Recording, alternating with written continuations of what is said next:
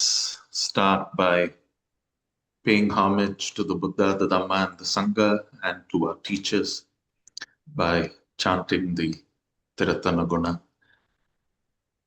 Iti piso bhagavarahang samma sambuddho vichacharana sampanno sugato lokavidhu anuttaro purisa dhamma sarati satta deva manusanang buddho bhagava tisavakko bhagavata dhammo samditthiko akaliko ehipasiko panayiko pacchatang veditabho vinyo hiti supatipanno bhagavato savaka sangho ujupatipanno Bhagavato Savaka Sangho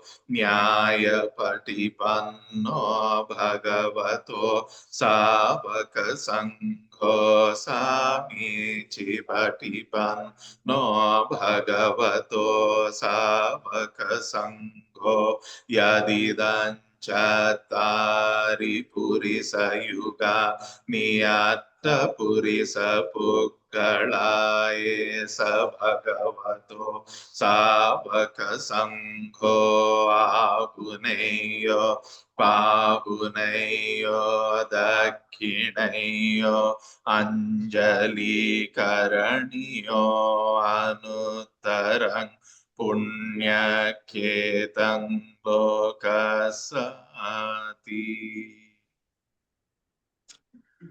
Okay, so welcome back, everyone, for week 2.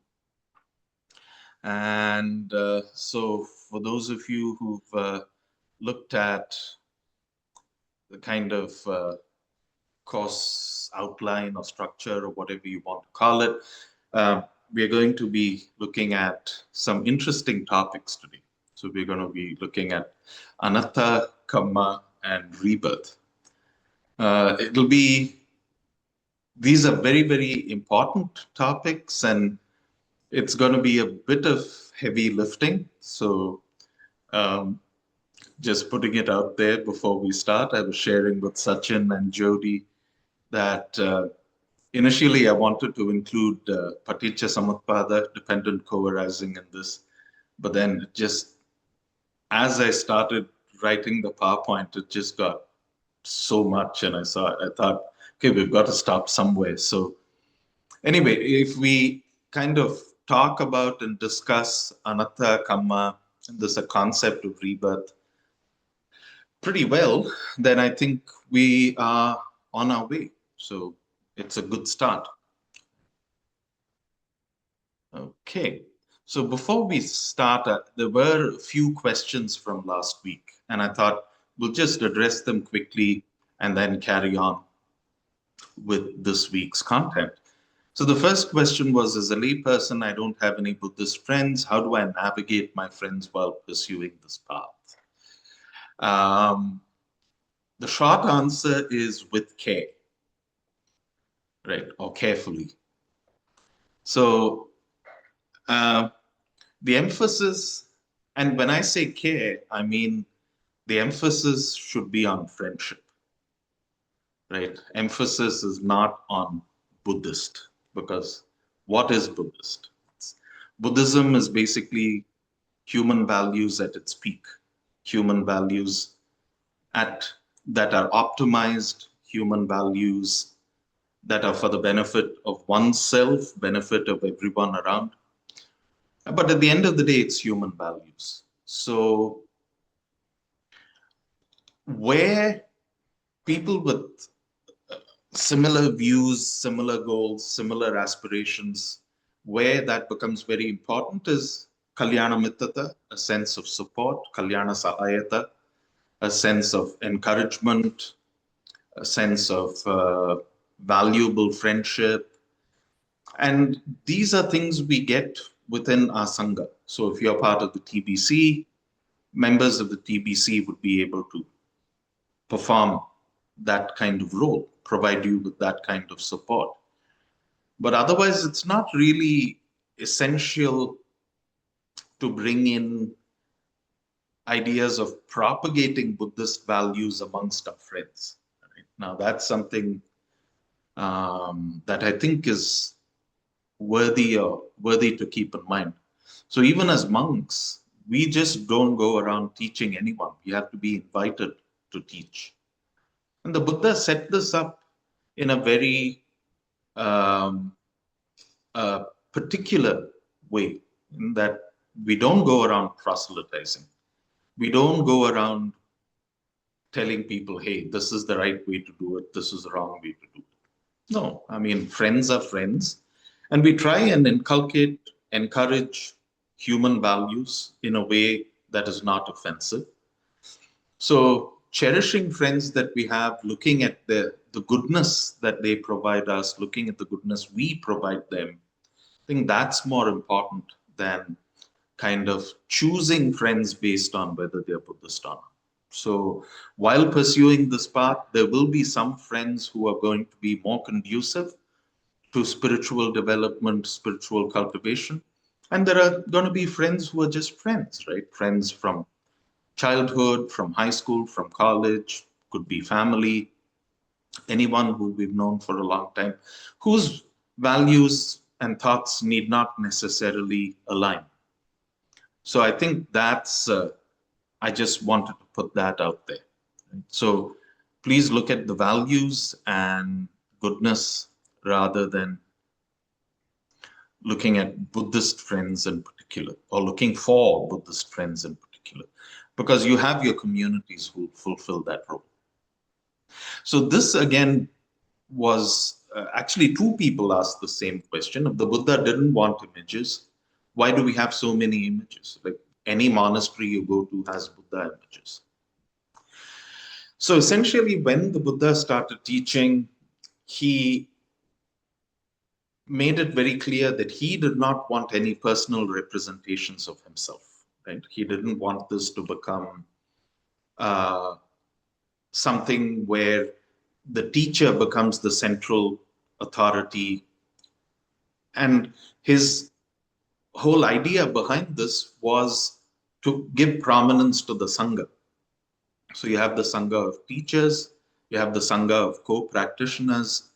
That takes center stage, right? The teacher is definitely a very revered and a very special part of that, but it's the Sangha that takes kind of center stage.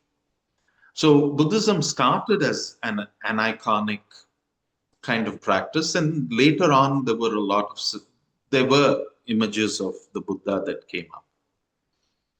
So particularly in Gandhara, Mathura, these two are centers where we see the earliest Buddha rupas being created, especially in Gandhara. Because of the Greek influence, the Buddha looks like a Greek, the Buddhist version of Apollo, right? Very Greek kind of images, Greek style robes, facial features are very Grecian, that kind of thing. Mathura, the images are kind of more Indian, they are a little more rounded, things like that. But basically, in monasteries, whenever there are Buddha rupas, especially in any of the Ajahn Chah monasteries, particularly at Sarana and anywhere else, the idea is that this is not a consecrated image, right? So there's no divinity attached to a particular image. And this is a common theme amongst all of Theravada. There are some schools in the Mahayana system where definitely there is a deification. So here, when we look at a Buddha Rupa, we kind of look at an external form, an external figure. Then what it reminds us of is the internal potential. So this kind of, when I look at the Buddha Rupa, what I see is the possibility of awakening within me, right? And that's what I'm bowing to. I'm bowing to the possibility of awakening. I'm bowing to this symbol that stands for enlightenment, the symbol that stands for awakening. So there's no divinity attached to it. There's no worship of it. There's no consecration attached to it. And it's a very, very beautiful symbol to have, especially if the mind gets a little jaded, if one has been really busy, or if there are situations and circumstances where your mind is kind of annoyed, angry, frustrated, then you look at this beautiful image, then it just brightens the chitta, right? Just brightens the mind. So that's another function of all of these images, all of these pictures. Like if you go into the Dhamma hall, we have pictures of Lumpu Cha, Lumpo Liam, Lumpo Sumedo, because it brings up a sense of reverence. It brings up a sense of respect, brings up a sense of belonging. And the same thing with the Buddha Rupa, right? So it's a very positive reminder, and it's a reminder for the potential that's inside, not the potential that's outside. It's certainly not a consecrated image. It's not anything to do with the divine. Right? So, what is avidya? Is it related to non-self? Yes, quite so. And we'll go into a little bit of detail during this PowerPoint. Can we have more time for interactive sessions and longer meditations? Well, it's supposed to be a 2-hour session. And the way this session is structured is to get a proper theoretical understanding of certain concepts, right? So the meditations, the way I'm kind of presenting them is, even though it's only 10 minutes, it's packed with some important hints that you can take and you can use. This is not like a practice session. This is not a session where you sit and meditate. No, we do this together. We take away some hints and we use that in our practice. So we'll see how it goes, but we've just got so many topics to talk about that may be a little challenging. Okay. So then, kind of jumping into this week's topic, and the first thing is about anatta. Okay, so before we get into this idea of anatta, we've got to understand the broader picture. So the Buddha, after he speaks about the Four Noble Truths in his first teaching, the next most important teaching is the second cardinal sutta. It's called the Anatta Lakkhana Sutta. And this is the sutta that talks about impermanence, right? Or transience. And basically, when you look at the way the Buddha presented his teaching, he said that there are 3 characteristics that are common to anything in samsara. Right? And these he called lakshanas in Sanskrit, lakkhana in Pali. And so it means how something appears in this specific moment, in this specific place. So right there, notice that this is not something that's fixed. So lakshana is made out of 2 roots. The word is made out of 2 roots. The first root is laksh, which means a manifestation appearing. And khana means this moment. Khana in Pali, kshana in Sanskrit. So right there is this kind of indication that this is changing. It just appears to be this way. It's not actually this way, right? And it takes us back to Ajahn Panyavado's teaching that anything that is real is not manifest. Anything that is manifest is not real, right? So we'll speak about that a little bit in a little bit. But a lakshana is something that points to the characteristic, attribute, quality, or even a symptom. Or another way of looking at lakshanas or lakhanas is by which something is recognized. So then, when we look at these three characteristics, anicca, anatta, dukkha, anicca is transience, something that's changing, something that is impermanent. Anatta, something that does not have an essence, something that is definitely not owned. And dukkha, something that is inherently causes discontent, anything that inherently causes a sense of lack, right? So all these three things are indicative of something. There's something that we recognize. When we see all of these characteristics, then we say, oh yeah, this is samsara. This is it, right? So these, basically, the meaning of the word lakshana, meaning of the word lakhana, and what the Buddha's kind of framework stands for is that this is how life is. This is how samsara is. That we are surrounded by things that are fabricated. We are surrounded by things that are conditioned. And if anything is fabricated or conditioned because of two or three or four conditions coming together, then even if one of those things change, everything else is subject to change. So that particular object itself is subject to change. So that is an important aspect we have to keep in mind, that these tilakkanas are not just, it's not that you learn this thing uh, in a sense, like you don't just learn it by rote and you say, oh yeah, everything is anicca, everything is anatta, everything is dukkha. But you actually work with it. You try and see how these things manifest in our day-to-day lives, right? When you're making your morning toast and you're putting your butter on your toast, can you actually see anicca, anatta, dukkha in that? Right? And then what does this signify? It actually signifies samsara. And then and the whole point of the Buddha bringing up this idea of the tilakkana, or the three characteristics, is to remove certain habitual misconceptions that we have. Right? So one common misconception is that the world has some kind of permanence to it. Very soon as we start practicing, we learn, no, this is a misconception, right? Everything is bound to change.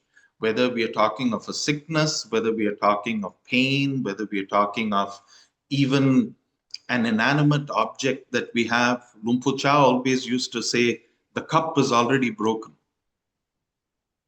So right now it's a cup, but at any point in time, it's going to break.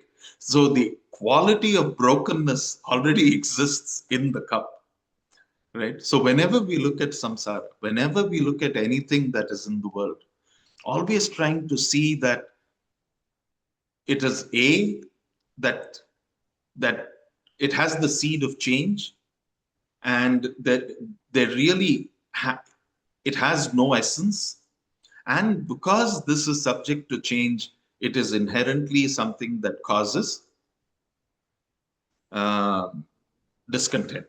It's not going to be wholly, completely satisfying, right? So these are the misconceptions that Tilakkana actually helps us get rid of. These are the misconceptions that anicca, anatta, dukkha, by applying it in day-to-day life, we are able to see. And if we are able to see that, then it changes our way of thinking. It changes our view of life. It changes the way we live, the way we relate, the way we interact, everything. Right? And finally, the tilakkana actually exists to get rid, or the recognition of tilakkana helps us get rid of avidya. So again, going back to the question, what is avidya? Okay. So here, what is avidya? Avidya is, very simply put, seeing permanence in something that is impermanent, trying to find an essence or trying to allocate some kind of essence to something that by its own nature has no essence, and trying to find pleasure and lasting happiness in things that are by nature unsatisfactory, that are by nature subject to change, that are by nature, they by themselves, they're not whole. So how can they provide any sense of happiness? So essentially, this is what avidya is. Avidya is a misconception or a misunderstanding of the three characteristics, a misapprehension of the three characteristics. Okay? So again, now we come to just what we spoke about a little while ago. But then anicca, so attaching permanence to what's changing. And this we kind of do all the time, right? And this particularly comes up when we are going through emotionally difficult situations, when we are going through sickness, when we are going through challenging situations. The problem seems so real. The problem seems as if it is all encompassing, right? All we can see is that problem. But then if we actually look at it in a way that, this problem didn't exist a little while ago, and hence, logically speaking, it's not going to exist after a certain period of time. Now, we can't say how long it's going to remain, but this abiding is not permanent. So when we kind of take on this view, what immediately happens is that we start objectifying, we start creating space around these difficult emotions. We start creating space around difficult things like anger, ill will, pain. And then when we start creating space around these things, then they have a little bit of a chance to relax. They have a chance to kind of, everything feels a little better, doesn't feel so constricted, doesn't feel so tight. Works very, very well with sickness and in pain. This kind of idea that this is going to change. And by that perception, creating a certain space around it. So another wonderful example of Lumpur Cha is he'd say, if you want to look at the palm of your hand, you have to keep it at a certain distance. That's when you can actually see it for what it is. If you hold it too close to your face, you'll never be able to see your palm. You won't be able to find the features. You won't be able to, look at it in the way it's supposed to be looked at. So not holding things too close and constantly, because of the fact that it is bound to change, being comfortable with the idea that we can create space around it, and because of this creation of space, there's an opportunity for it to dispel, relax. And again, anatta, anything that we see, like I am Amarasiri, I am a bhikkhu, I was born in India, I'm 49 years old, I'm whatever, I'm a male, I live in Tisarana, right? Anything that we actually look at and we attach value to, we attach ownership to. This is my mother, my father, my brother, my family, my friends, my Sangha. Is it really though? Is it like this body, is it really mine? If it is really mine, then would I be suffering with all these conditions that come and torment it all the time? So is there any meaning to this ownership? And we don't even kind of realize, like sometimes we see a picture of ourselves when we were 4 years old or 5 years old. We say, boy, is that me? I don't believe this. that kind of shock. Why? Right? What is this whole fascination with form and with shape and with ownership? So this is why do we take on this kind of wrongful ownership? Now, of course, all these things are needed because we have to interact with the world, right? I can't I can't just sit and say that, oh, I am an senseless being and I have no characteristics, and I can't just kind of float through life that way, then I'll never get anything done. But no, we have to get things done. We have to act. We have to do things that we need to do. So for that, we have to take on an identity. But what happens is that we buy into that identity. A good example is, let's say there's an actor on stage and this actor is playing Hamlet. Now this actor doesn't have to remind himself that I'm playing Hamlet. Like every moment he's on stage, he doesn't have to keep reminding himself, oh, I'm Hamlet, I'm Hamlet, I'm Hamlet. Neither does he remind himself, I'm John, but I'm playing Hamlet. I'm John, but I'm playing Hamlet. He doesn't. It just goes. It just carries on. At the end of the play, he takes off his costume and he becomes John again. At that time, he doesn't hold on to, oh, I'm Hamlet, right? And doesn't start off with his soliloquies and things like that. But then that's what we do in real life. Like somehow I believe that I am Amarasiri. Instead of looking at it as this kind of persona that I take on so that I can interact with the world, so that I can do what I need to do, I actually buy into it. I actually believe it. And I think that this body is Amarasiri. So here's a nice exercise that we can do. So just close your eyes for a moment and mentally say your name.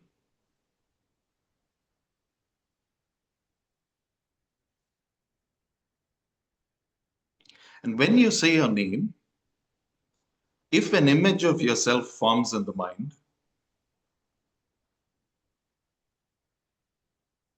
that's actually wrongful ownership.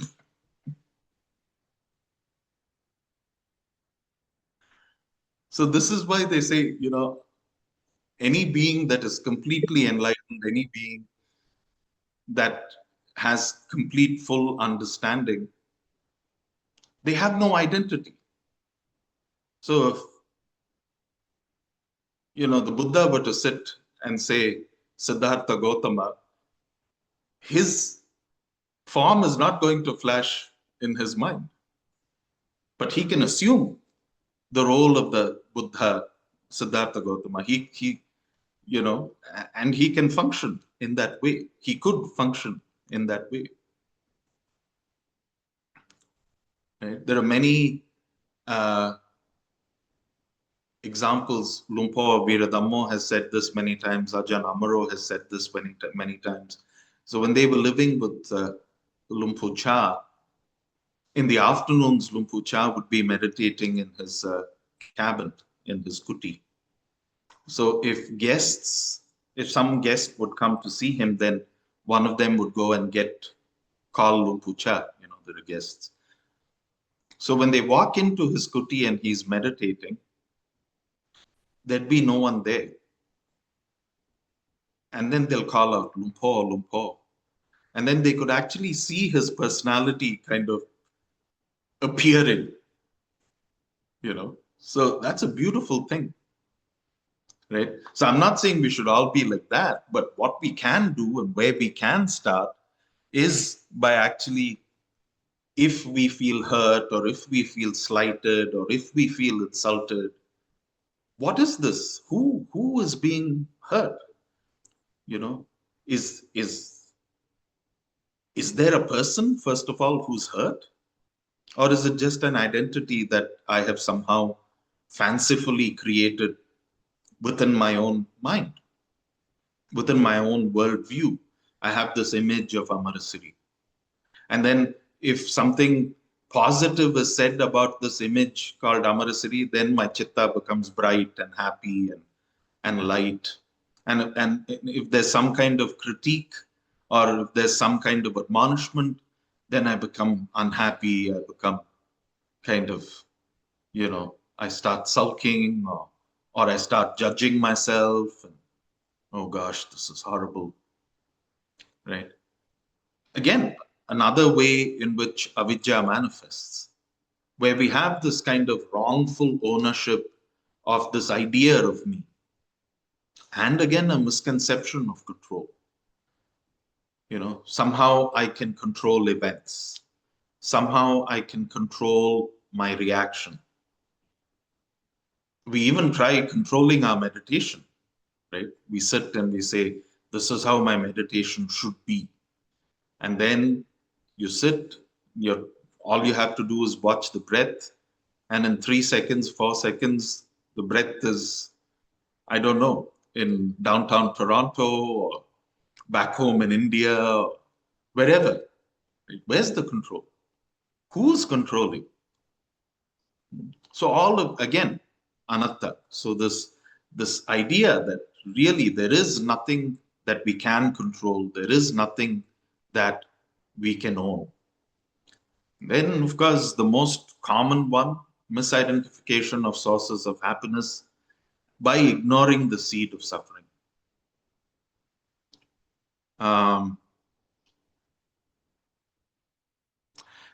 Again, in stillness flowing, there's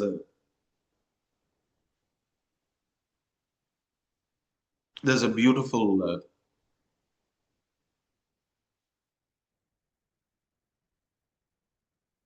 beautiful example of I don't know which monk this is. This isn't Lumpu Cha, but Lumpu Cha recollects one of his early day teachers. And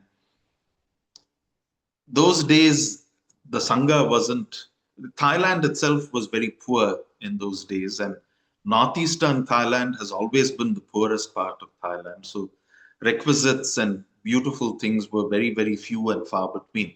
So somehow this one teacher gets this very beautiful cup, right? And this is presented by someone with a lot of devotion, said, oh, Lumpur, brought this cup for you. It's a very special cup. And I got this from, this place of something that he really builds it up. And so this Ajahn takes the cup and refuses to use it because he sees the fear or he sees the possibility that, he's actually ignoring the fact that this cup is already broken. So instead of getting attached to that cup, I think I'm getting the story right. I could be wrong. But anyway, there's something there. I'll look it up next week. So anyway, he doesn't use the cup at all. But then this is how we get attached to, and we start trying to find happiness. This is how, Steve Jobs, and not to vilify Apple, but this is how today's commercial industry works, right? Constant upgrading, things that are bigger, better, and then very quickly. So you buy something, within 6 months, it's outdated. So you want to get a new one. And not only should it be new, it should be better, right? But in that whole process, there is dukkha. So first of all, if I get this wonderful, beautiful iPhone, I've got to make sure the slightest scratch that it gets, oh gosh, it's scratched. Then gone. I need to get another phone which is better so that I shouldn't have a phone which is scratched or cracked. I need to get something better. So through that whole process, dukkha all the time. So this is exactly how we function in samsara when we ignore these three characteristics. So now kind of digging deeper into this idea of anatta. So usually people think that anatta means the Buddha said that there's no soul. And they say, oh, anatta means no soul. So any religion that says there is a soul, this is all wrong and wrong thinking. But actually in the suttas, there's no evidence of the Buddha either saying that there is a soul or refuting the idea that there's no soul. The Buddha actually says you've got to go beyond that. Because if you say that there is a soul, or if you say there is no soul, you're still working at the level of belief. You've got to transcend that belief, function from a level of deep understanding. Right? So going beyond this idea, is there a soul, isn't there a soul? So then how did the Buddha kind of approach this?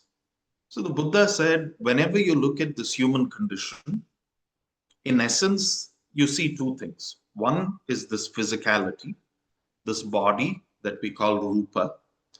The other thing is the mental aspect that we call nama. So you have these two things, nama and rupa.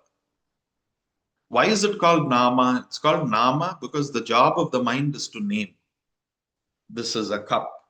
This is an apple. This is Amarasiri. This is Amarasiri's robe. That's Venerable Padipo. That's Kori. This is a chair. This is the sarana, etc., etc. Right? Identifying, valuing, all of these things. So that's why the Buddha called, or Eastern philosophies refer to the mental process as nama. Okay? So then rupa, easy to understand. There's the body. Now this mental process becomes a little complex. And so the Buddha further divides it into four.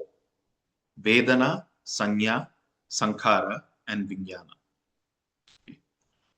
Now these five things together are called the five aggregates. In Pali, Panchakhanda. In Sanskrit, Panchaskanda. It just means five groups.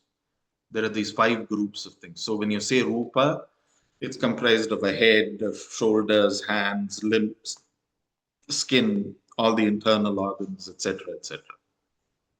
Then when you look at the mental aspect of this human condition, the Buddha divides it into these four. First, he says there is something called Vedana. Vedana is sensation. Okay?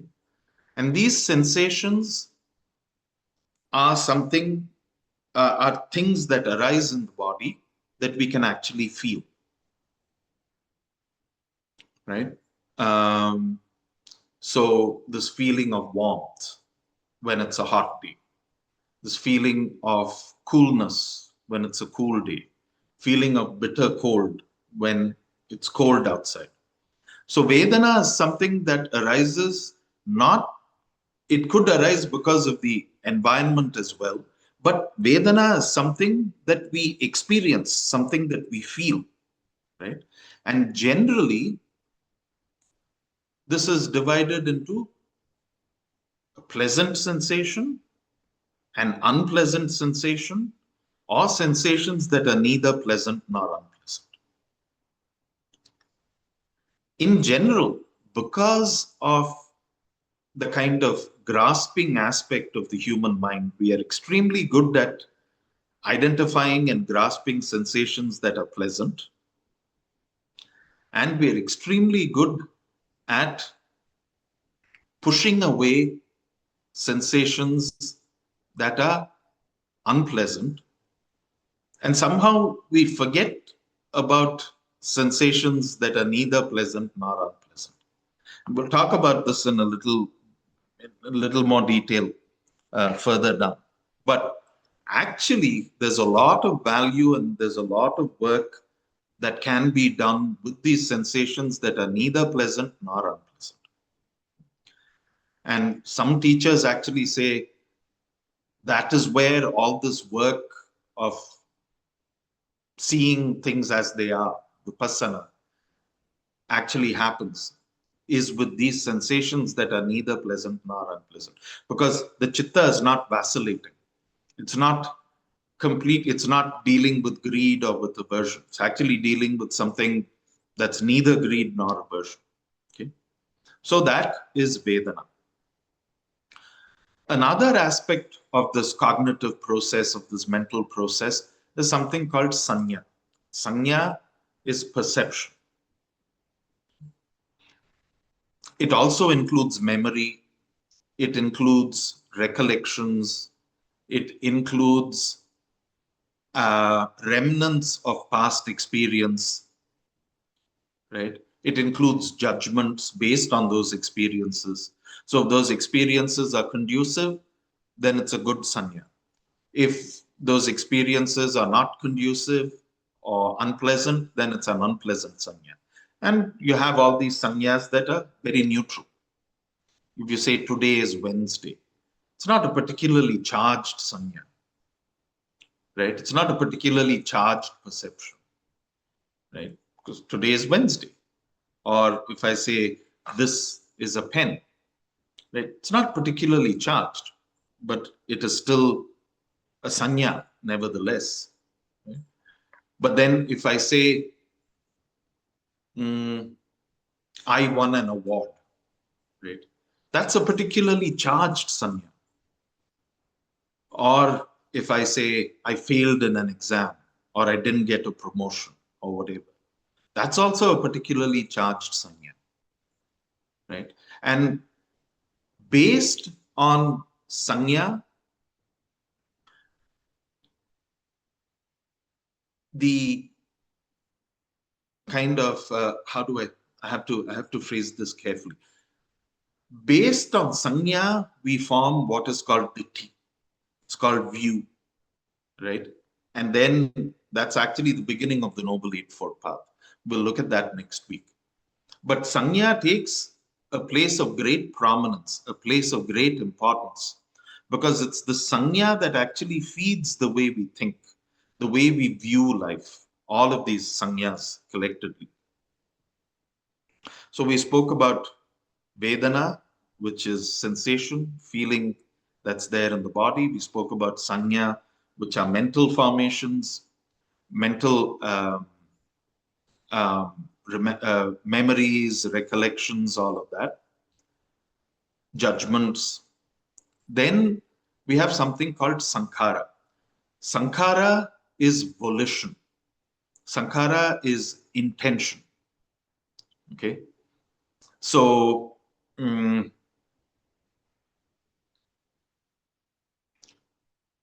a sense, you can say that Sankhara, well, these are all connected, but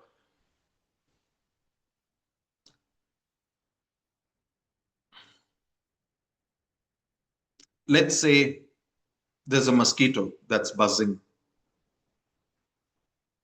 around, right? I'm sitting there, I'm trying to meditate, and there's the mosquito that's buzzing. I hear the sound. So there's contact with the ear. Then my sense of consciousness, vijnana, is able to, well, first there's sanya. Sanya recognizes, oh, this is the sound of a mosquito. Then sanya tells you, oh gosh, you don't like this because past experiences with mosquitoes have been very bad, right? And then I decide, okay, I've got to get rid of this mosquito. The moment I decide I've got to get rid of this mosquito is the birth of intentionality, is the birth of sankhara. So actually the contact, the Vedana that arises as the result of contact, the Sanya that arises, till then we are actually safe. But the moment Sankhara arises and I take my hand to swat the mosquito, Sankhara is active. Sankharas are born at that moment. Because I have analyzed something, I have decided I don't like it, and now I am acting on that aversion. And vijnana is the consciousness of all of these things. So this is what the Buddha does. He explains the human condition in this way. And then he actually asks us to investigate. This thing that I call me or mine, can it be applied to the rupa? Can it be applied to the body? Can you actually say that this is my body? These Vedanas that arise in the body, can you claim ownership over them? All the sanyas that you have developed in your brain and that you're storing, can we actually claim ownership? Can we say, I am my sanya? No, we can't. Same thing with sankharas, same thing with vijnana. So basically, in the Anatta Lakkhana Sutta, this is how the Buddha trains us to view life, right? What this human experience is these five things that are coming together in this thing called Amarasiri. This thing, netang mama, nesoham asmi, nameso attati, is neither me, it's not myself, it's not something that I can call my own. Right? So when we look at the concept of anatta, it is just a tool that we use to investigate and actually understand whether the way we are viewing ourselves is actually right or not. Does it come from wisdom or does it come from ignorance? Does it come from vidya or avidya? Vidya or avidya? So any questions here? This is particularly important. So I'm just going to wait for a couple of seconds before I move ahead. And if there are any questions, please.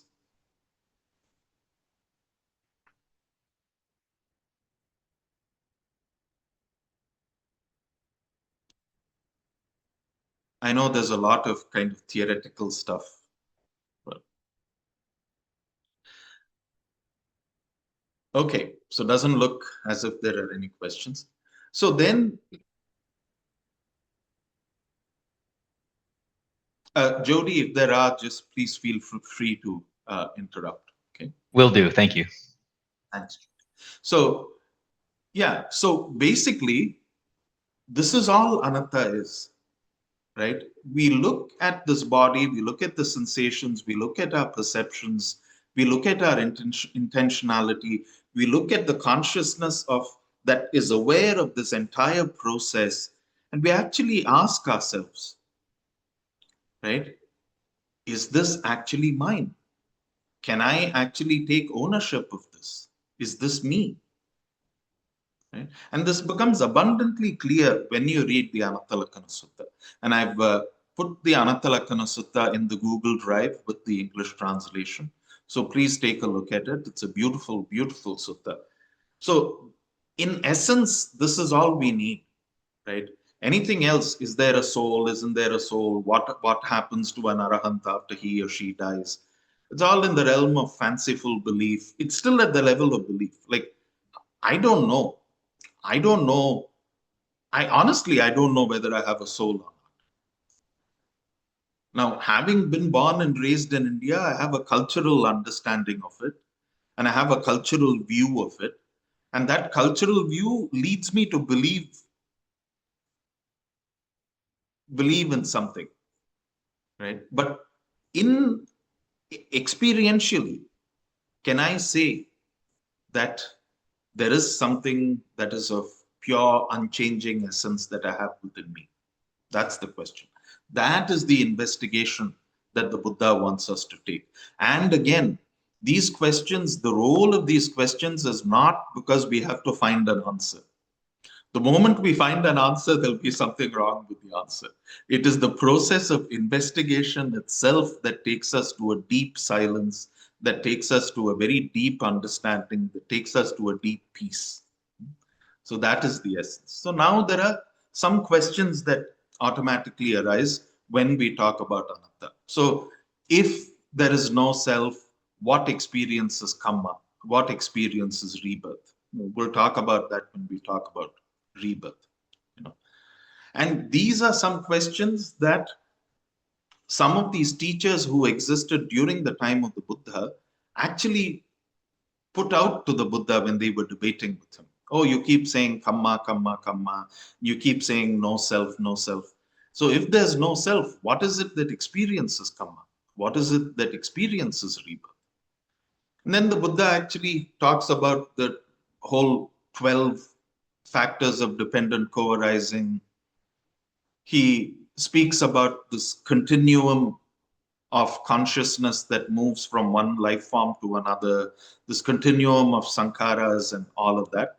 We'll, we'll, we'll go into a little bit of that down the line.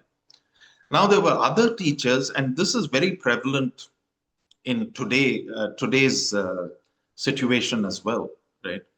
Like, why bother? People today, most people are very agnostic. And so, like, not very many people believe in the law of Kamma. So, if there's no self and if there's no Kamma, why bother? Right? What's the point? Why do we have to keep the precepts? Why do we have to live a virtuous life? So, again, these are just questions that we can actually think about. These are questions that can actually we can use to bring up a sense of investigation, which can clarify our whole kind of view on life. Right? If there's no self, how do I go about life? So again, what we were discussing earlier. So if I believe that there's absolutely no essence, and the fact that I am Amarasiri Bhikkhu is a fallacy, then what do I do? Do I just sit there like a vegetable? What do I do? But then on the other hand, we see that people who have had full enlightenment, full understanding, they are the most active people. They get so much done. They are able to achieve such wonderful things. And the trick is to kind of go through life without a sense of ownership, without a sense of actually claiming, and without having a space where the ego can land, without having a space where the ego then becomes sticky. So, to just kind of summarize, Anatta is not about absolutes or identities. So, it's definitely not about no soul. It's not about whether you believe in this or that or the other. It is about relating. It's about how we understand life. It's how we transact. It is how we facilitate processes without a sense of doership. Because the moment I take on a sense of doership, then there's an immense amount of stress that comes along with it. So, one small example that I've often quoted. So, when I was a newly ordained monk, I started being Lumpur Viradhammo's attendant, his upatak, right? So immediately, what I wanted to be, what I wanted to become, was the best upatak. Right? I have to be the best, and it just stressed me out completely. Everything from morning when I used to go into his room at 6 a.m. till the last thing I did late in the evening, everything was just fraught. Oh, am I doing this right? Am I doing this? I should do this better, this constant. And so one day the light went on. It's like, look, this is supposed to be enjoyable. You're making it such a misery for yourself. So then I realized, okay, don't have to be the best upatak. Just do whatever needs to be done. And then what is more important is to achieve the middle path. Do it properly, but more importantly, enjoy it. Make sure he enjoys it. So, and this was when Lumpur kind of looked at me and said, yes, C+ is good enough.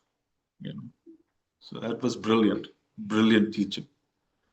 So not about doership, not about ownership. So whenever, oh, this person said this to me, I'm deeply, deeply hurt. Yes, what is getting hurt? What is getting hurt? Getting hurt is very natural. Getting angry is natural. These are all reactions, right? How I like looking at it is, I myself have a lot of kilesas.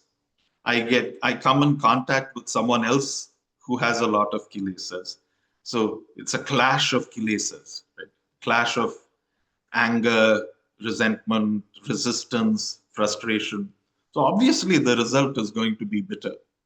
The result is going to be unpleasant.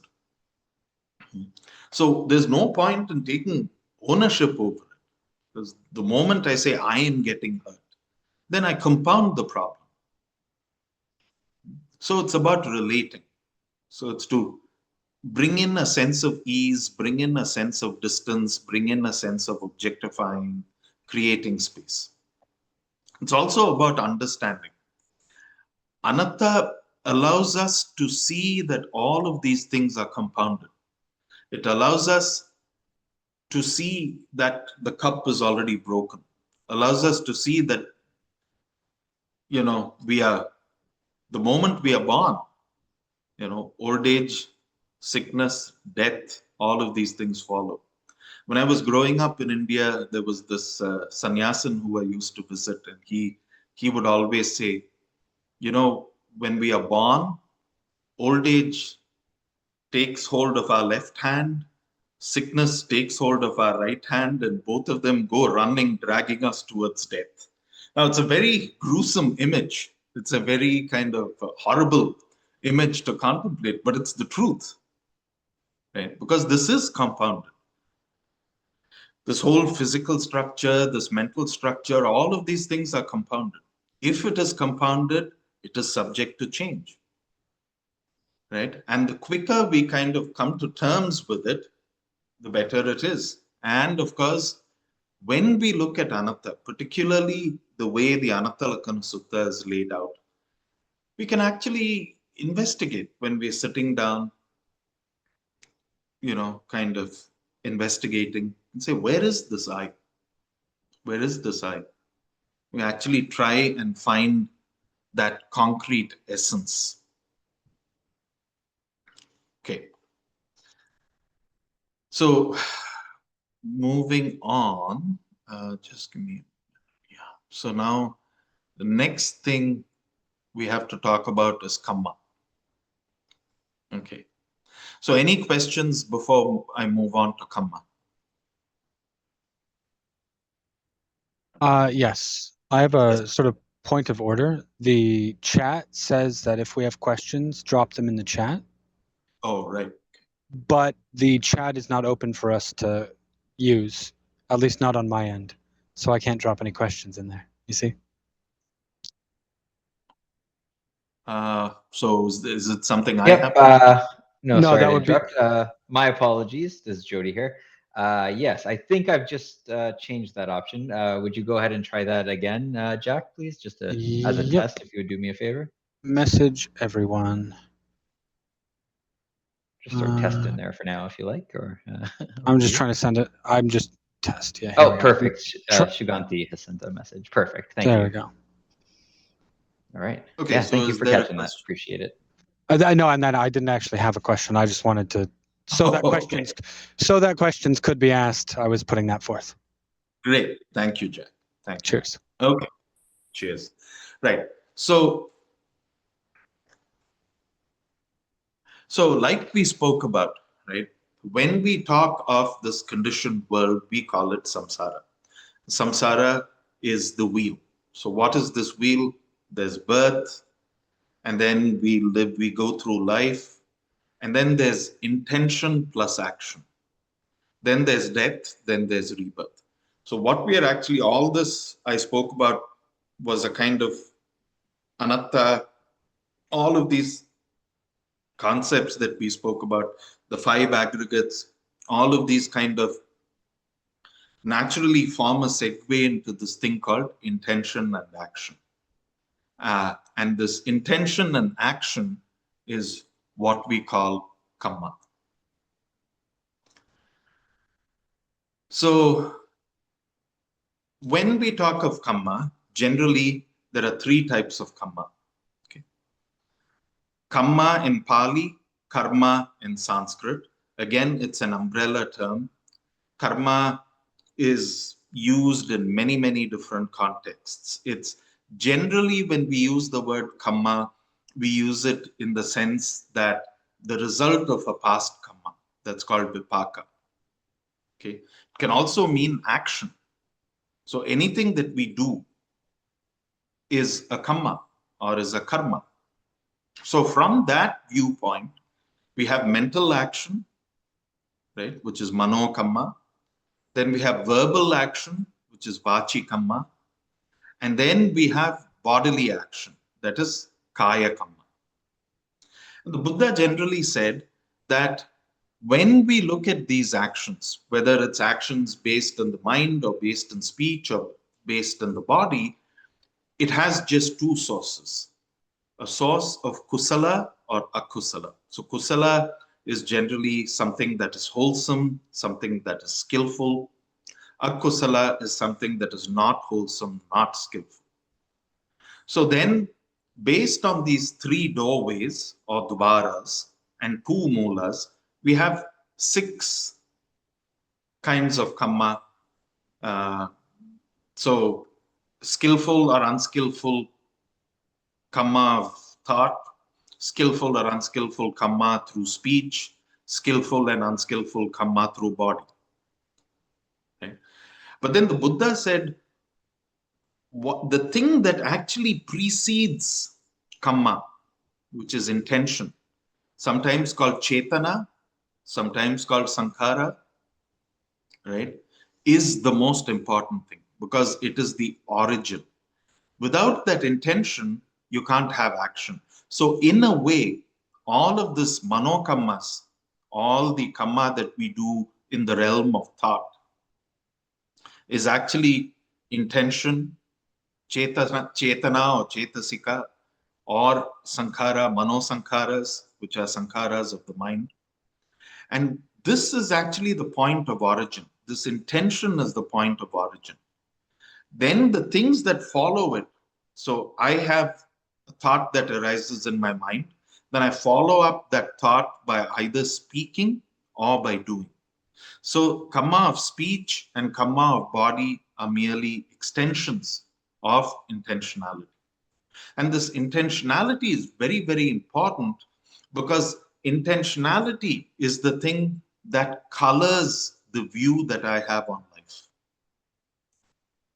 Right?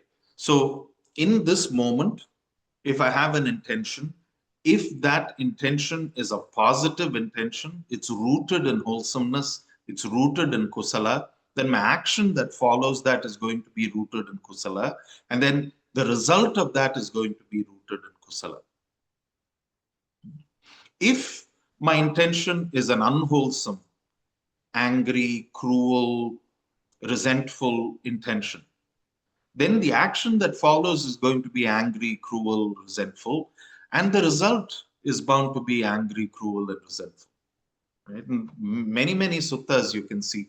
Yadisang bapate bijam, tadisang bapate phalam, kalyanakari cha kalyanam, papakari cha papakam. So the Buddha very clearly says that the seed, right, which is intention, the quality of the seed is going to dictate the quality of the fruit. So the intention, either the motivation behind that intention, whether it's wholesome or unwholesome, is going to dictate whether the result of that is going to be wholesome or unwholesome, is going to be auspicious or inauspicious, is going to be sweet or bitter, many, many ways of looking at it. And so whenever there is that intention, this then starts coloring my sanya. It starts coloring my perception. And as a result, it starts coloring my view. Okay. So one example, I have a bad interaction with, say, a policeman. So then by extension, what happens? All policemen become bad. And as a further extension, every interaction with a bad policeman is going to be bad. Right? So you see how one incident, the result of which was a thought that I had, where I created the intentionality in my mind that this policeman is bad, therefore all policemen are bad. This interaction with this policeman is bad, and therefore all future interactions with policemen will be bad. So this not only is it an unwholesome starting point, but it has affected my sanya, it has affected my perception. The sanya then affects my ditti, the way the outlook. So 6 years down the line, I can meet a policeman and I can have an interaction. And the remnant of that original interaction would still be here. It will still be coloring it, clouding it. So intention colors view, view colors action. So that's why Kamma is very, very important, and we'll go a little bit deeper, but more than Kamma, it's the intentionality. That's why in the Dhammapada, when the Buddha starts, right, the first couplet in the Dhammapada is Mano Pubbangama Dhamma, Mano Setha Manomaya. Mind is the forerunner of all things. The mind is preeminent. So when the Buddha refers to the mind, he's actually referring to intention. Because in the next line, he says, Manasache pasannena, Manasache paduttena basativa karotiva. If having a mind that is angry or remorseful or resistant to something, if we either speak or if we perform any action, then it is as if tatonam dukkham anventi chakkangva vahato padam. Just like how the cart wheel follows the ox's footprints, dukkha is going to keep following us. But on the other hand, manasache pasannena, with a pleasant mind, with a happy mind, if we speak or we perform any action, then bhasati va karoti va tatonam sukham anventi. Then happiness, joy, ease, peace, all of these beautiful things, they keep following us. Chaya vai anapayani, as a shadow that never leaves us. And this is a really beautiful allegory, right? Because there's a deeper meaning to this. So unless the cart is attached to the ox, when the ox follows, the wheel won't follow it, right? So in the same way, if we attach these feelings of anger, hatred, ill will, resistance to this oxen we call the mind, right, then the result is going to be unhappy. But then if we attach happiness, manasache pasannena, feelings of goodwill, feelings of loving kindness, feelings of compassion, feelings of wisdom, if those are the motivating factors, then happiness, it's not an option. So if we stand in the sunlight, a shadow has to fall. There's no option. You can't say, I'll stand in the sunlight and I don't want a shadow. You can't tell the shadow to go away. Impossible. So same way, if we function with a wholesome intention, wholesome motivation, that happiness will be there, whether we want it or not. So that emphasis comes through very beautifully in this allegory. Okay. So then the question arises, right? What is wholesome? Because we spoke about all of these actions and we said it could be wholesome or unwholesome. So a good way of looking at wholesome is anything that is skillful, favorable, is called kusala. And kusala has 4 kinds of characteristics or tones to it. The first thing is that it promotes chitta arogya. it promotes mental health, mental well-being. So if there is an intention, and this intention automatically brings about a sense of peace, a sense of calm, a sense of brightness, a sense of happiness, then it's kusala, right? Not only must it be arogya, it must also be anavajja. It must be harmless. So then I can't say, oh, if I sit and I smoke some marijuana, I feel so calm and I feel happy and I feel relaxed. But that's not kusala because there's no anavajjata there. You're harming yourself. Potentially, because of the intoxication, you might harm anyone around you, right? So must be conducive to chitta arogya, must be conducive to mental health, must have the foundation or the basis of anavajjata, which is harmlessness. It must be kosala sambhuta. It must spring from intelligence or from wisdom, right? So it is actually something that we analyze. So as soon as the intentionality comes up, we actually analyze, is this good? Is this bad? What's going to happen? So we just don't kind of act out of habit. We have to act as the result of investigation. And then finally, if it is arogya, anavajja, and kosala sambhuta, the vipaka, the result would be sukha. The result will be happiness. So whenever we look at an action, if it has all of these elements, we can call it kusala.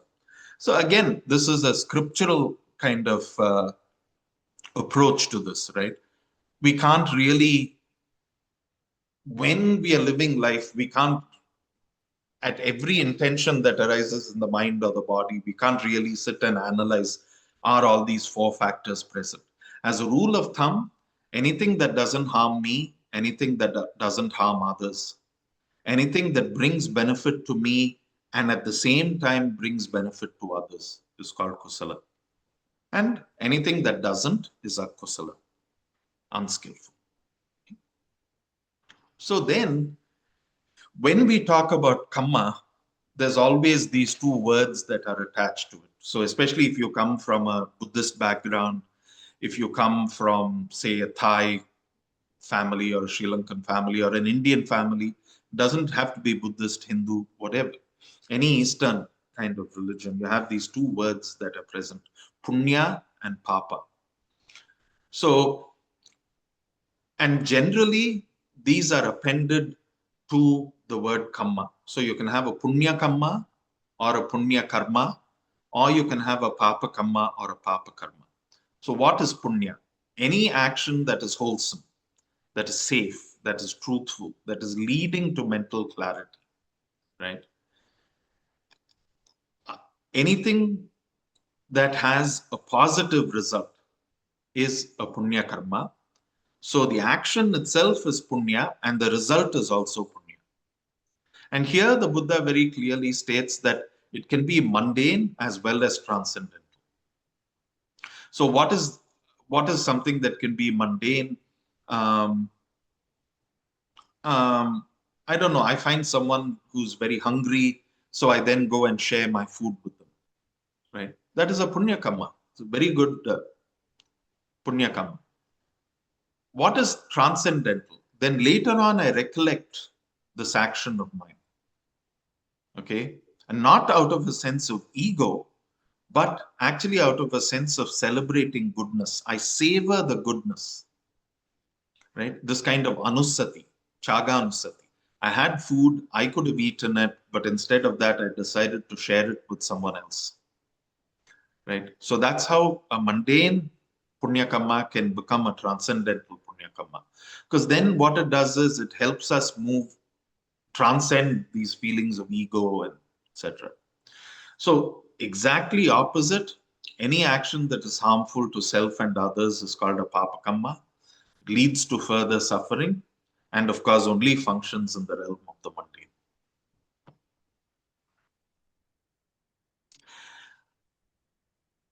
So we are getting to a break. So hold on. I know it's a lot. So when And the Buddha, the way he summarizes this is very, very interesting, very, very nice. Any intention, chetana, which has a wholesome motivation, when it combines with an action that is wholesome or meritorious, then the result, the gati, is going to be one of sukha. Sugati is sukham gati. So a result or an abiding which is happy, pleasant, peaceful, calm. And similarly, any chetana or any intention which has a motivation of resistance, anger, ill will, greed, delusion, and if that motivates an action that is unmeritorious, unvirtuous, selfish, then the result is going to be dukkati, a state of being, a state of abiding, which is full of dukkha.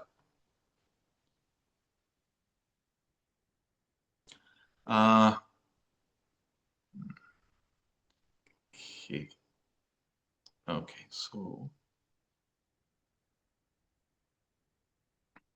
I think what will, okay, so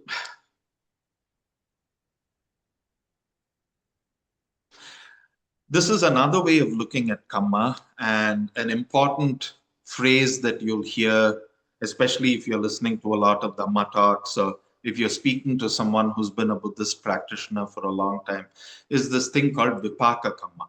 Vipaka is result. Vipaka Kamma is the result of Kamma. And generally, this is very interesting.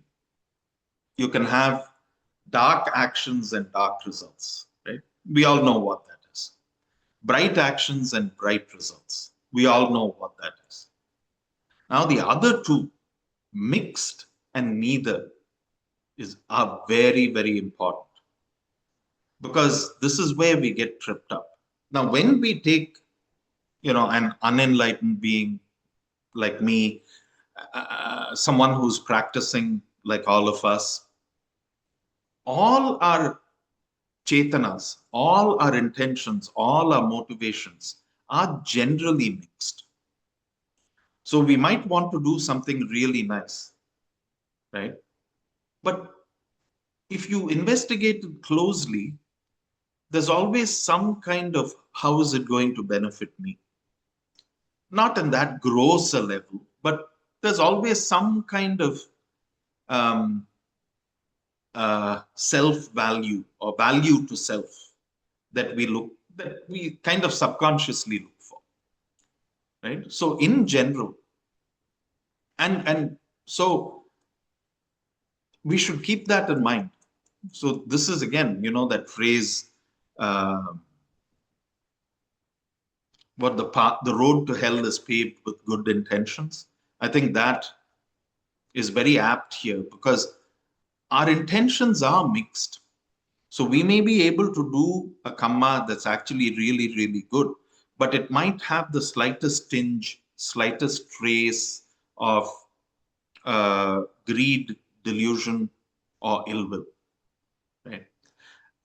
And the more we recognize the potential of this, the more careful we can be, and the more we don't get carried away with our ego. Oh, I'm such a good monk. I'm such a good person. I do only good things. I help everyone so much. I'm really humble. That's the kind of an oxymoron. I'm really humble. Anyone who's really humble would never say that. So mixed, always look at mixed. This idea that there could be something, and we have to watch out for that. We have to be careful about that, especially in the evening, towards the end of the day, when we are lying down and we are reviewing all of the actions of the day before we fall asleep. That's a good time to actually analyze. Have my good intentions been totally good? And this is not a sense of judgment. It is the way the human condition is. But then the more we are aware of it, the recognition itself becomes the remedy. The more we are aware of it, our tendency to purify intention will automatically come into play, will automatically start happening. So I strongly encourage you to give it a try. Then there are actions that are neither bright nor are they dark, and those results are neither bright or nor are they dark. So the vipaka is neither bright nor dark. And the Buddha says something very, very interesting. It is these states of vipaka, it is these states of kamma that are the kamma that leads to the end of kamma. Now, why does he say that? Very interesting. And it's actually very, very important. Because let's say someone who is attached to doing a lot of good things, right? Constantly their motivation, I have to do more good, I have to do more good, I have to do more good. Very, very noble. But the good results of those kamma are still accumulating, right? And the same way, let's say there's someone who has no idea that what they're doing is bad, or they might even enjoy doing something bad. They keep doing bad things. So all the bad kamma keeps piling up. So there's actually no release, right? The actual release comes from these actions, these intentions, these chetanas that are not attached. So again, here, it is not that inherently an action or a chetana, it doesn't mean that we should push away all good chetana, all good kamma, push away all harmful chetana, all harmful kamma. Impossible to do that. But the point is attachment. Not being attached to doing good kamma so that we get the results of good kamma, right? Not having the tendency to continuously do bad kamma and get the bad results of those kamma, right? No attachment. And this is the kamma that leads to the end of all kamma. So again, going back to what the Buddha said, right? Like not associating with the unwholesome, leaving aside the unwholesome, right? But at the same time, seeing great danger in kind of taking an ownership over good actions and good results. Okay. And this is exactly why a lot of Vipassana teachers say you have to look at these Vedanas that are adukkam asukham, neither painful nor pleasant, really blah, boring Vedanas. Most of the time we don't even realize that they are there, right? Because we can't recognize a Vedana unless it's painful or pleasant. But actually there's Vedana all the time. And there is Vedana that is neither pleasant nor unpleasant. And we tend to overlook them. But that's actually where the release happens, right? So similarly, any chetana or vipaka that's neither bright nor dark is the kamma that leads to the end of kamma. So there's another book I've attached in the Google Drive. It's called Kamma and the End of Kamma by Lumpur Suchito. It's an excellent book. So you can refer to that. There's a whole section on this. I'm rushing through all this. So, okay. So again, when we talk of kusala and akusala, this is not about anything that is absolute. We have to understand that kusala can be intertwined with akusala. Akusala can be intertwined with kusala. So always try and look at the interconnectedness. Always try and look at the causality. That's the investigation. And we have to be realistic and gentle with ourselves, because these things do alternate. I can wake up and have a very a heart that is full of kusala. As the day goes along, something may happen and I can get angry, right? So it doesn't mean that I celebrate only that is good and then I totally disregard or have aversion to anything, any states of anger or ill will or greed. Or no. These things, the whole human construct is like that. It keeps alternating. Kusala and akusala keeps alternating.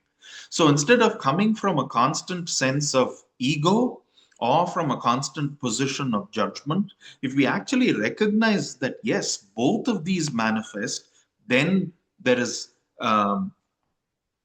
then we are reaching a certain level of balance, and that they can be present together. So, just how we spoke about earlier, we may be involved in doing an action that's very good, very wholesome, but there may be one kind of, oh, uh, one kind of, I don't know, desire for recognition, desire for, oh, you did a good job, something like that, or desire for anything. Oh, if I help him this way, he or she will help me tomorrow or next week, or, things like that. So always recognize that they can be present together and are usually present together, and that the mood of the mind is the precursor. So this is why all our great teachers, including Lumpo Viradhamma, always says that early morning meditation and that late night last thing you do before going to sleep, even if it's for 10, 15 minutes, right, 20 minutes, whatever, where you actually investigate the mood of the mind. How am I feeling right now? Okay, is the body comfortable? Is the mind comfortable? What are the states that are there in the mind? Okay, so I'm gonna stop there. Um, Again, I suggest you go through the slide yourself, just in the interest of time. Then you can also refer to the book. So it's now 8 o'clock, really, really late. But then please do take, you'd be split up into groups. Um, so let's meet back at 10 past 8, take a short break, do this discussion, or do this discussion for 5 minutes, take a short break, and then come back. Thank you.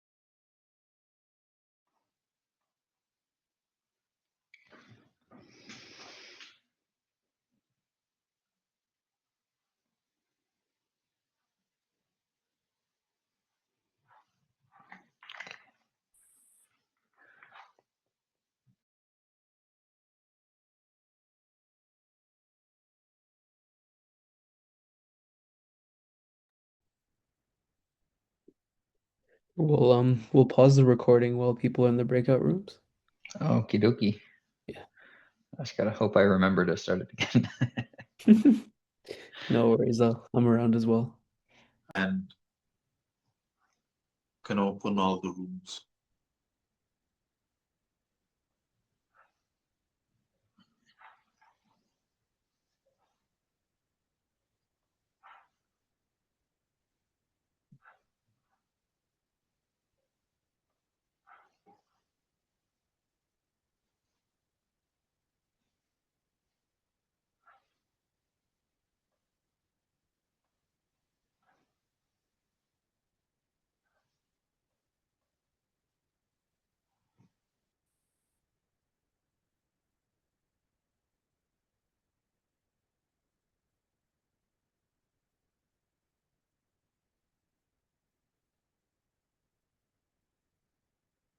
Okay, is everyone back?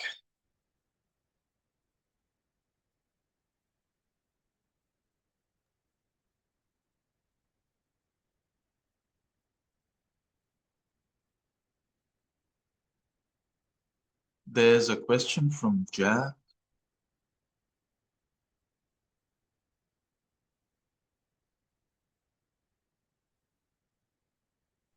No, not exactly. I was more asking about the kinds of questions that would be suitable for this course. I didn't want to get into an advice question when it's more seeming to be a little bit more of an academic thing. Like, yeah. So no question. Okay. Thank you. Thank you, Jack. Okay, I don't see Sachin or Jody. Let's see here.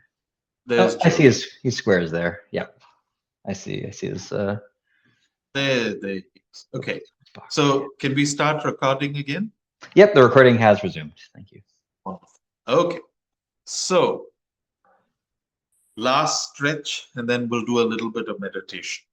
So now again, coming to the other concept that we were supposed to talk about, rebirth.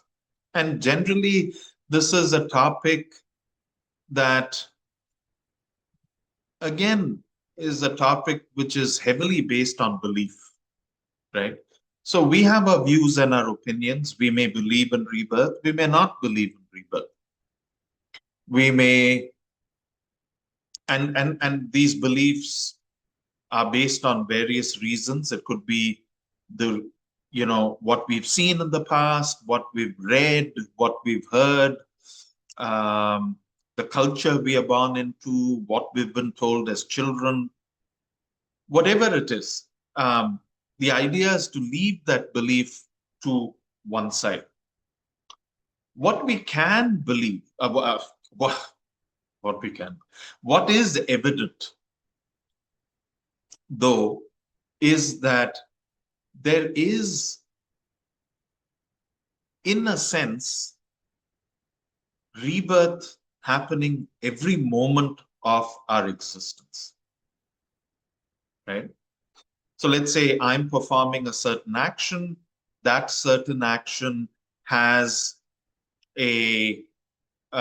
causes some kind of, it's turned out really well. So it's caused a lot of happiness. So I get reborn as this person who's able to do this well. And as a result, I'm enjoying this happiness. Same thing happens the other way. Something goes wrong and I get really sad. So I get reborn in a state of resistance, get reborn in a state of despair, despondency, right? So this is what, in a very general sense, the Buddha refers to as dependent co-arising or paticca samutpada, where you can see every moment there is a birth and there's a rebirth. There's a rebirth, right? So in one sense, you can say this can be extrapolated. And if there is a rebirth that keeps happening momentarily, there's always the possibility that it can happen when this lifetime comes to an end. Again, not verifiable. Right? No one who has gone, I mean, there are some people who've actually gone to the other side and have come back and said, this is what I saw and this is my experience. But there's not much evidence of that. So again, that kind of logic or that kind of reasoning falls short of a large sample size. So in a way, this question of rebirth can neither be fully addressed in a logical sense, because there is something quite intuitive about it. Neither is there enough evidence, so it's not totally empirical either, because sample sizes are small. But then what is evident is how we are reborn mentally, moment to moment. And there's always a possibility that it might continue. So the Buddha was asked this. And the Buddha has a list of things he referred to as achinteya, factors or topics that are not very helpful if they are thought about or investigated too deeply. Specifically relating to Kamma, specifically relating to rebirth, specifically relating to what's going to happen to an arahant at the point of death, so on and so forth. What he does say is that there is a process or there is a cycle in which karmic tendencies keep migrating. They keep perpetuating themselves, they keep getting reborn. Again, the quality is unimportant. But you can see that these karmic tendencies keep getting reborn. So the Buddha does mention that. And then he stays silent.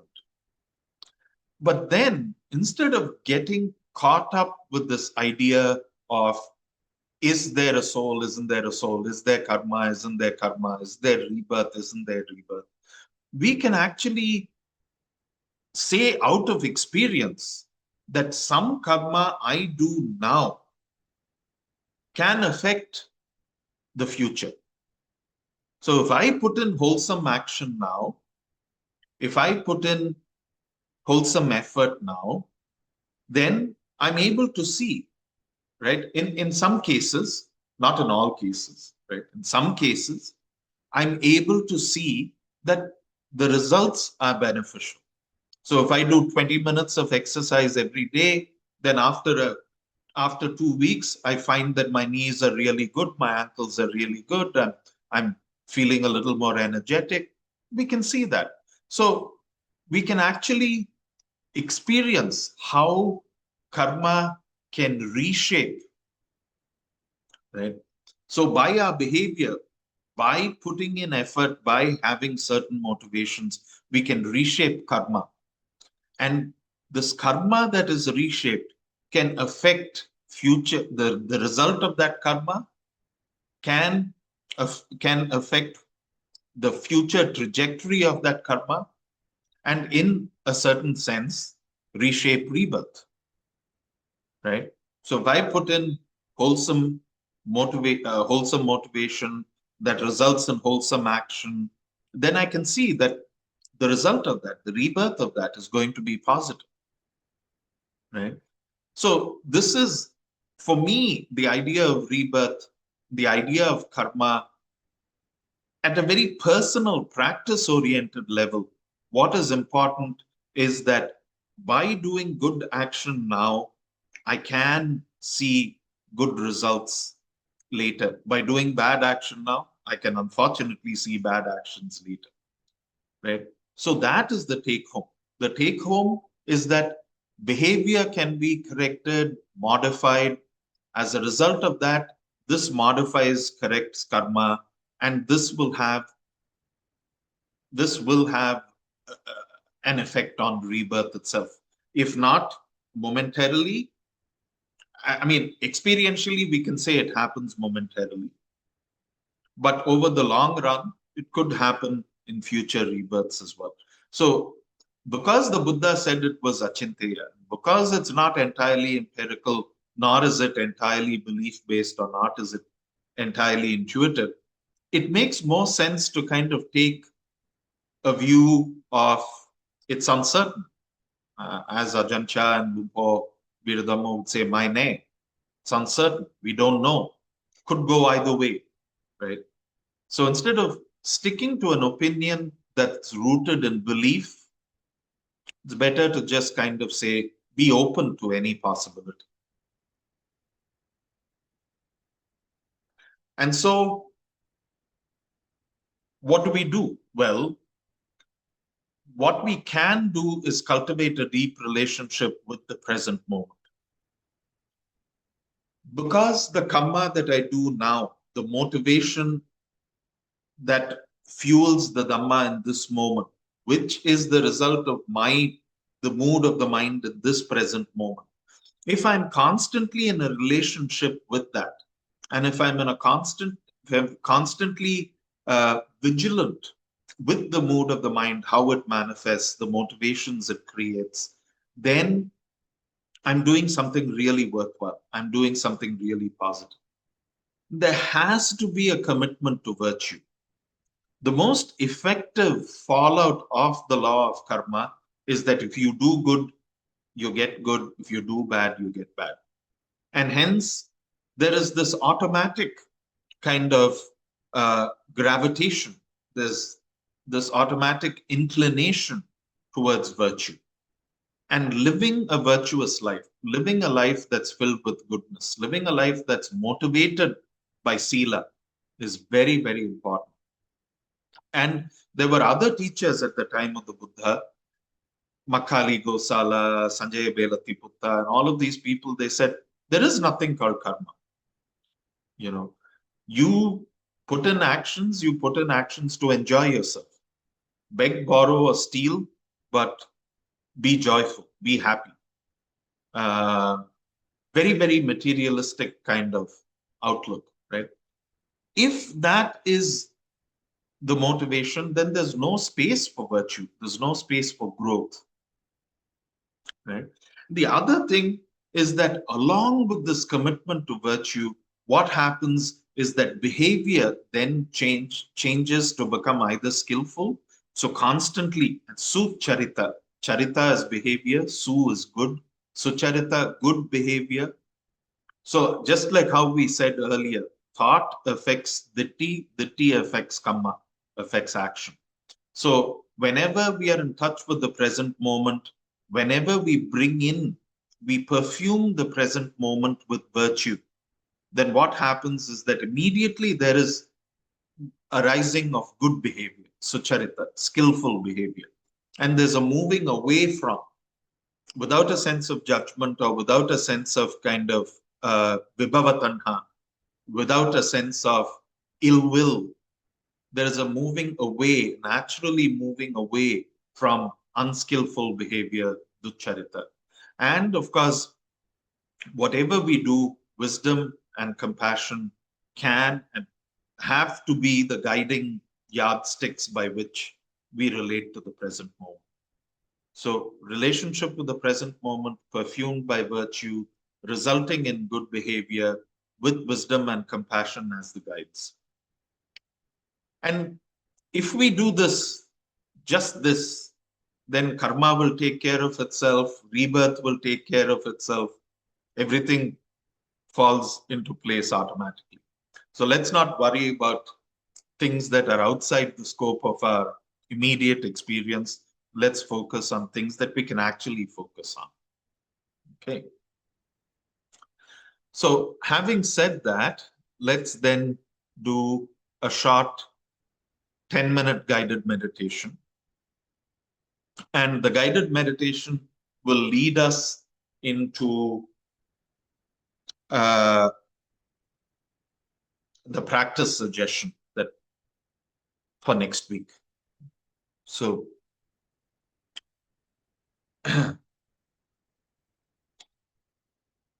get into a comfortable posture. Check in with the body, just like we did last time.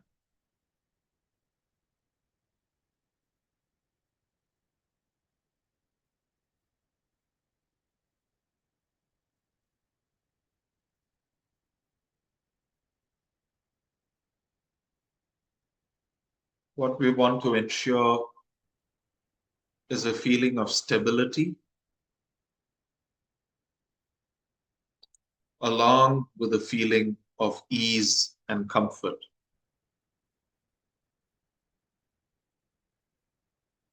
So it's not a rigid stability. It's a comfortable, easeful stability. Just check in with the body. Make any adjustments that may be necessary.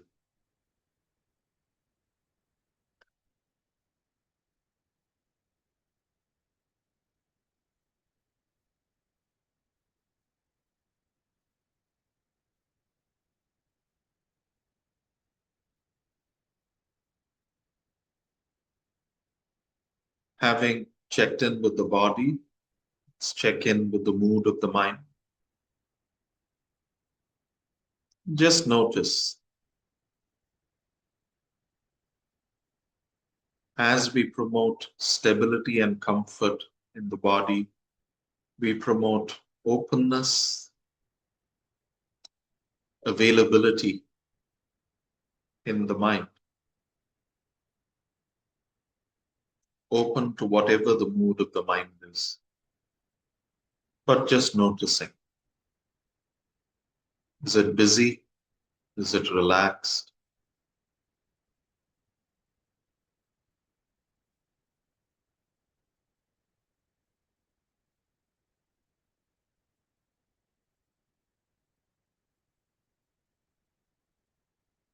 Now we allow the entire head region to come into awareness.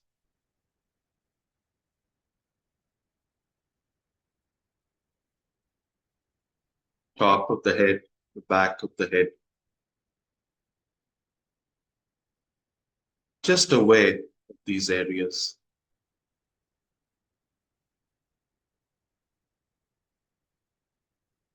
Just awakening to any sensations that may arise. And if there are no sensations that are obvious, just being aware that there are no sensations that are obvious.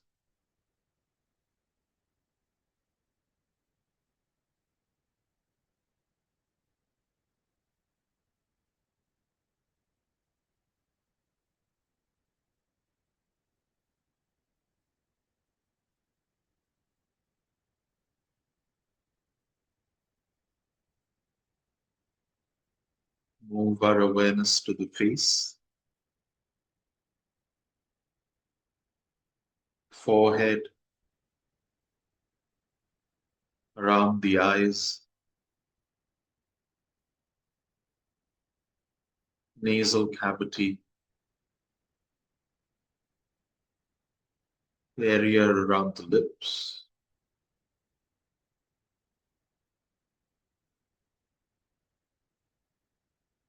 cheeks, cheekbones,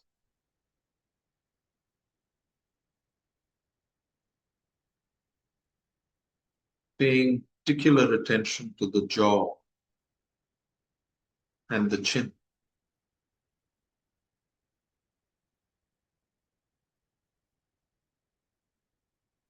The jaw is the place where facial tension resides, forehead and the jaw, and around the eyes. Just aware.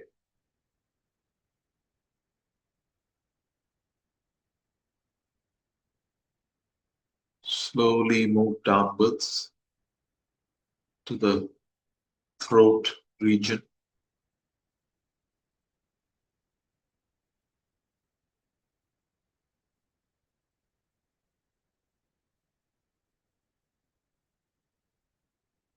The back of the neck.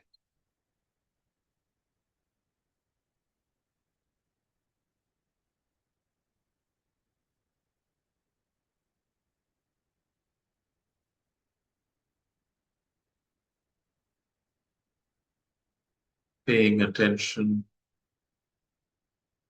allowing the attention to slide down both the shoulders. Staying there for a couple of seconds. Collarbone.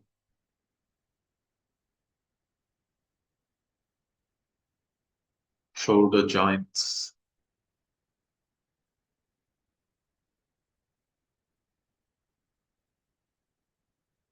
Sliding down to the upper arms, down to the elbow.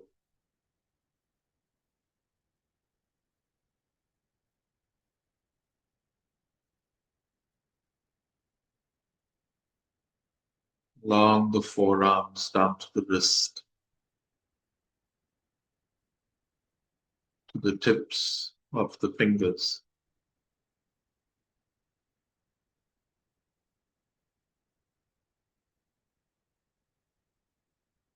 Focus for a few seconds on the soft area, the inside of the palms.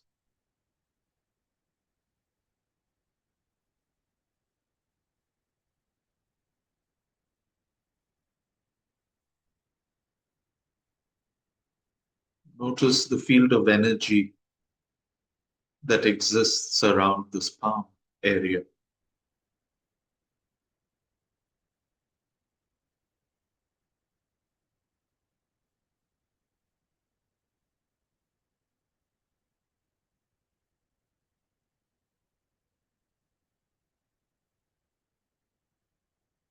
Pay attention to the chest region,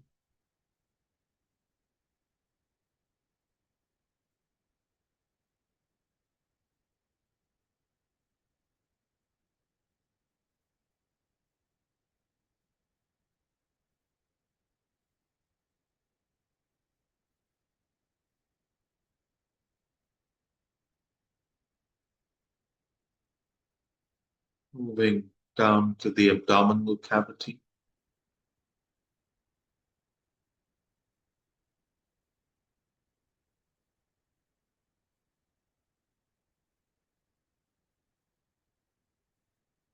down to the pelvic area,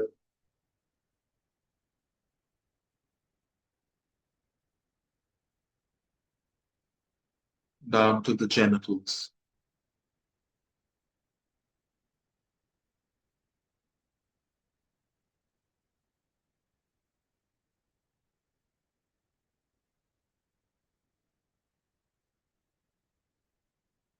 The same thing for the back,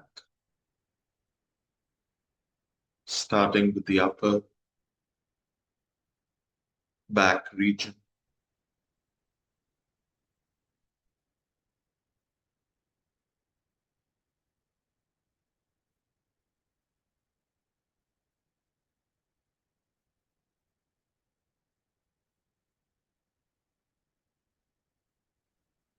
down to the center of the back, down to the small of the back, down to the buttocks, the seat area.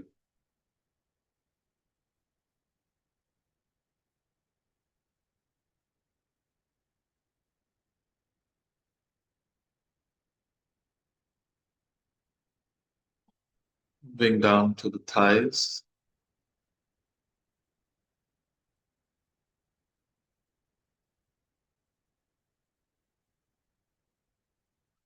knees,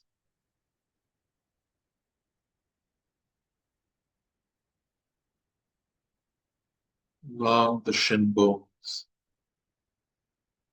calf muscles,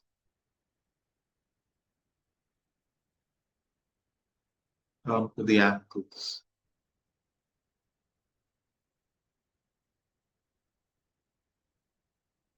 paying attention to the top of the feet, all the way to the tips of the toes, finally coming to rest in the arch of the feet.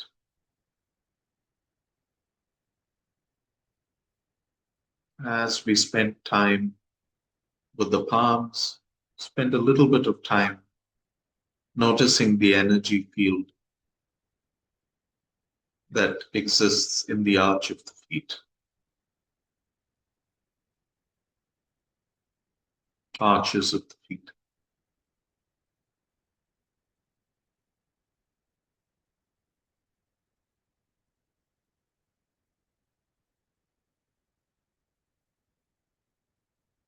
Whatever speed you're comfortable with, you could do it from head to toe, then back from toes to the head.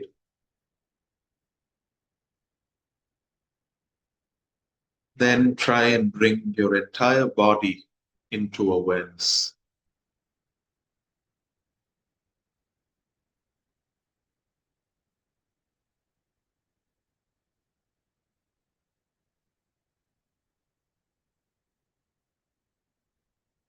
Here again, sometimes recognition itself is the release. Sometimes just an open sense of awareness to the sensations as they arise, be they painful or pleasant or neutral.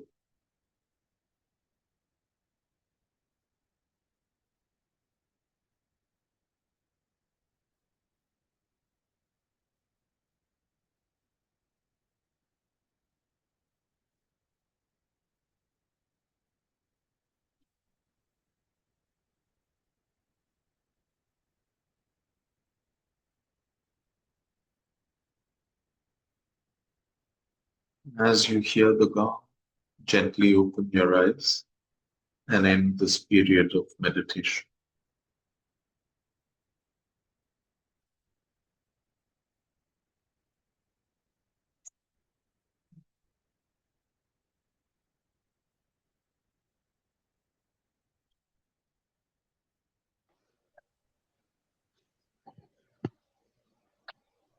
Just a few points here. Speed is not important. One thing, you don't want to go too slow.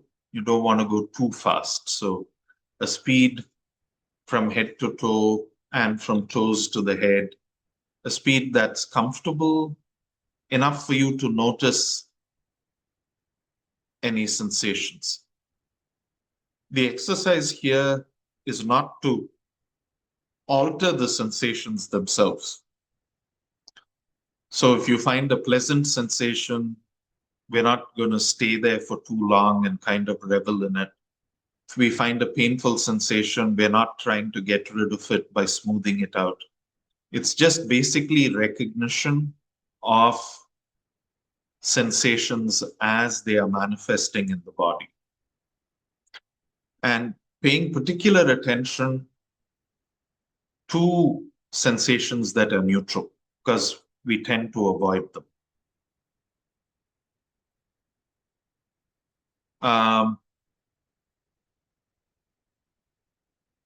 What this kind of meditation does is, so last week we did Anapanasati, we were focusing on the breath, and we noticed that the effects of the breath were very, very calming. And through the week, as you were practicing, if you followed the practice suggestion, if you had made note of how the breath changes with different sensations, different situations. So if you're angry, the breath would be a certain way. If you're relaxed and happy, the breath would function in a certain way. So the breath acts as a conduit for calm. Focusing on bodily sensations and not getting caught up in their quality, that is, not getting caught up in whether they are pleasurable or whether they are painful or whether they are neutral, brings our mind to a to a state of balance, a state of equanimity, upekkha. So Anapanasati promotes santi, peace, sukha, calm abiding. Then Vedananusati promotes upekkha, a sense of balance, sense of equilibrium, not being swayed by pleasure or pain, not disregarding neutrality. Okay. So these are a couple of techniques that the Buddha has strongly emphasized. So then next week will not be quite so academic. It'll be more kind of realistic. We'll talk about sila and samadhi. Like I said, please try and do this Vedananusati through the week till we meet next Wednesday. 15-20 minutes in the morning, 15-20 minutes in the evening. See if you can gradually increase the duration. And just like last week, this week, try and notice the sense of self arising in various activities and in various situations. So what is the sense of self? It's first of all recognizing the result of a situation. So is this situation making us angry or happy or joyful or lustful or bored or blasé. And then what is the effect on the ego, right? If the result of joy and happiness, is it giving us a burst? Ooh, that's good. Or is something neutral just, this is just boring? Or if something painful, oh, this is horrible, right? And then the sense of judgment that follows later. So this is the practice suggestion. So it's 8:41 now. If there are any questions, please feel free. Yes, Jack.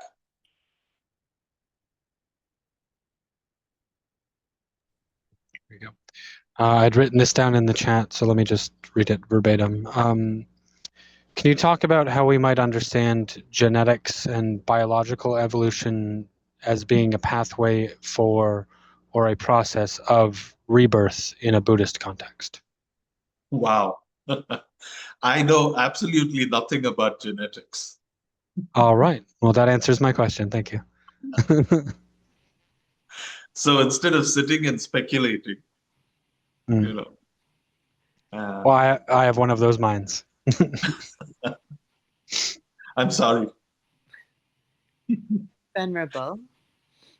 Yes. If I could ask a question, and thank you for the tremendous. Yo, who is this? This is Faye. This is Faye. Faye? Okay, yeah. I can't. No, Okay. I'm Go ahead, Faye. Thank you so much. Thank you for the generosity in thinking so deeply about this and bringing so much depth of knowledge. I appreciate your touching on the philosophy and all these complex thoughts. It's really wonderful. I wanted to ask you, Venerable, if I can, what's the best way to meditate or contemplate some of the profound teachings that you've offered with us today? Is it something we think about in meditation, just, as we're walking in the world? Thank you so much, Venerable. Oh, you're welcome, Faye. Excellent question. So the practice suggestion is a good place to start, right? So here's the thing. There are certain things we can do when we are sitting on the cushion with our eyes closed, okay? And that has a very tremendous and profound value. But why do we actually do that? We actually sit on the cushion, close our eyes, use an object of meditation, a method of meditation, so that it bleeds out and leaks out into our daily, normal, day-to-day life, right? To me, that's the point of cultivation.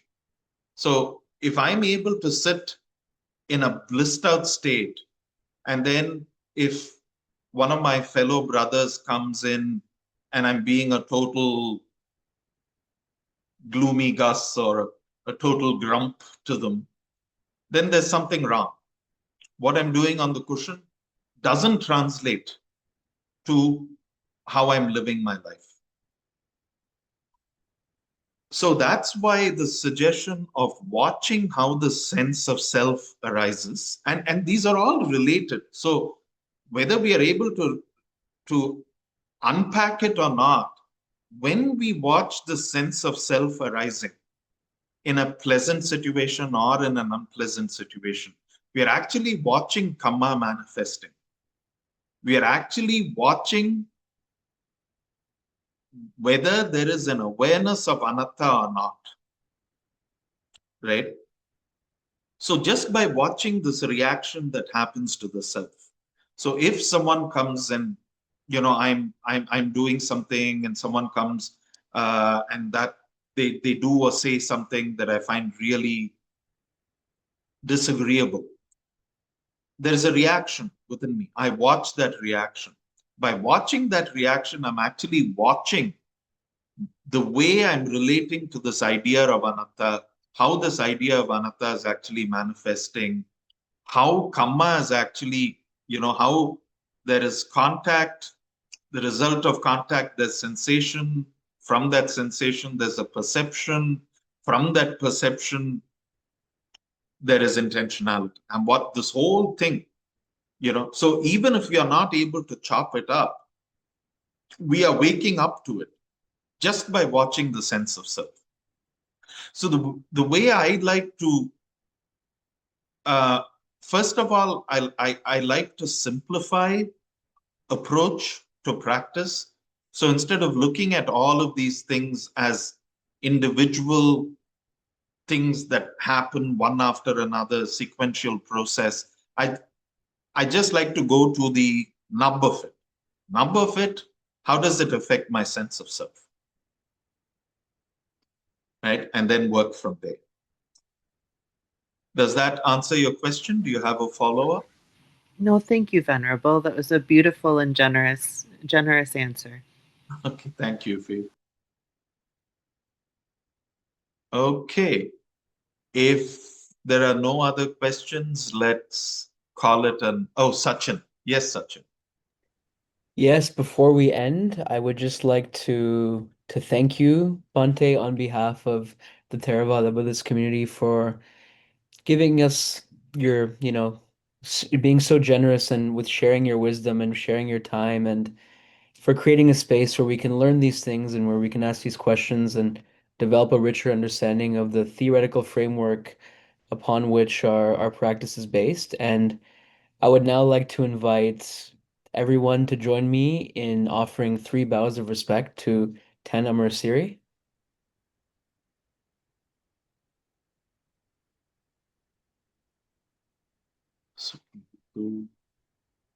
Sukhi Bhakti.